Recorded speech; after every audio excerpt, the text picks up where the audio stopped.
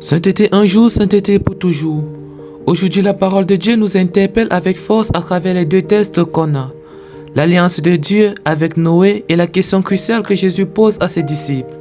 Dans la première lecture, Dieu établit une alliance avec Noé et toute l'humanité après le déluge. Il promet de ne plus détruire la terre et place un arc-en-ciel dans le ciel comme signe de cette alliance. Cet arc-en-ciel n'est pas qu'un phénomène météorologique, c'est un rappel que Dieu est fidèle. Dans nos vies, combien de fois traversons-nous des déluges? Combien de fois traversons-nous des moments obscurs, des moments de doute, de souffrance, des moments de désespoir?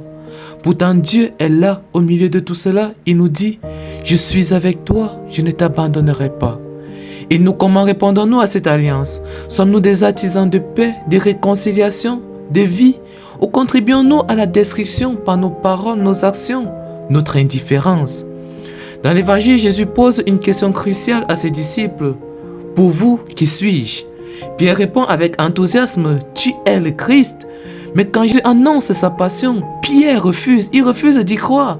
Il ne comprend pas que la gloire de Dieu passe par la croix. Jésus le reprend sévèrement, « Passe derrière moi, Satan ».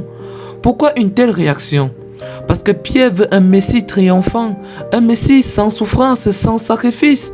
Mais Jésus nous rappelle que le chemin de la vie passe par le don de soi. Frères et sœurs, cette scène nous interroge profondément.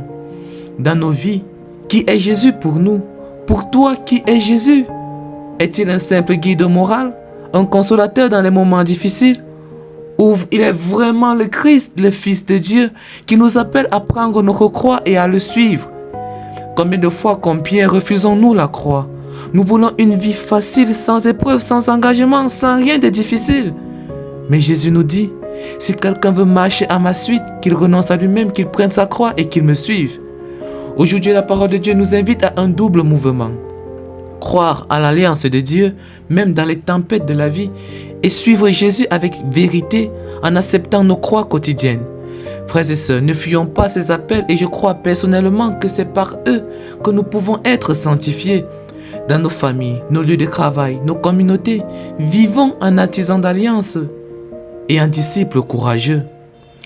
Que le Seigneur puisse prendre en pitié nos frères de la RDC et que son arc-en-ciel, symbole de son alliance avec nous, puisse briller dans ce pays ainsi que dans nos cœurs et que la vérité de Jésus nous guide chaque jour.